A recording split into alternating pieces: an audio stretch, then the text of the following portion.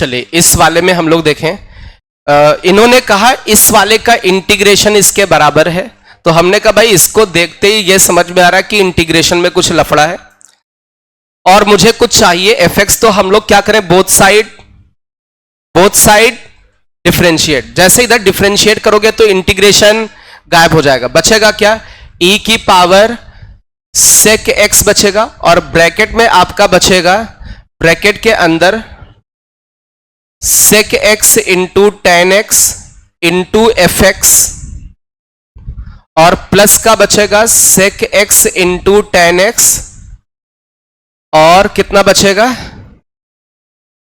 Plus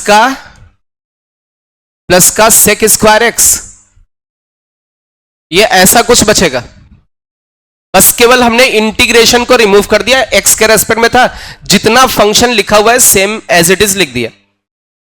अब इस side यदि हम लोग डिफरेंशिएट करेंगे तो कौन सा रूल लगेगा, अरे दो फंक्शन एज अ प्रोडक्ट में है, ये first into second, product rule लगेगा।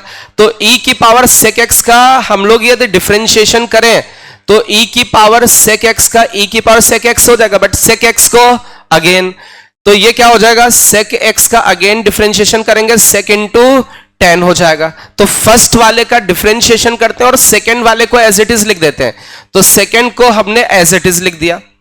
अभी क्या करेंगे, फर्स्ट वाले को एज इट इज लिखेंगे e की पावर sec x को और सेकंड वाले का डिफरेंशिएशन कर देंगे। हम लोगों ने बोथ साइड डिफरेंशिएट कर दिया और कांस्टेंट का डिफरेंशिएशन कितना हो जाएगा, 0 हो जाएगा। अब ऐसा कुछ करने से कुछ क्या सिंप्लीफाई हो रहा है, एफ एक्स ई की power sec x tan x, ऐसा कुछ है कहीं पर क्या, ये वाला जैसे ये इससे मल्टीप्लाई करेगा होगा, ये वाला टर्म बन जाएगा, मतलब ये दोनों आपस में क्या हो गए, अरे ये उधर जाएगा माइनस हो जाएगा, तो ये वाला तोड़ जाएगा। अब इस साइड बचा कितना, ये e की पावर और ये e की पावर, ये भी उड़ जाएगा, तो यहां बचा कितना, sec x इंटू और क्या बचा, sec स्क्वायर x, और इस साइड क्या बचा, f डैश x। क्या हमें f डैश x मिल गया, और जैसे ही f डैश x मिल गया मुझे चाहिए क्या चाहिए, fx। अब fx चाहिए मतलब इसका हम लोग क्या कर दें, इंटीग्रेशन, f डैश का इंटीग्रेशन c आएगा, बाद में लगा देंगे, इंटीग्रेशन कर रहे हैं तो c तो लगेगा ही।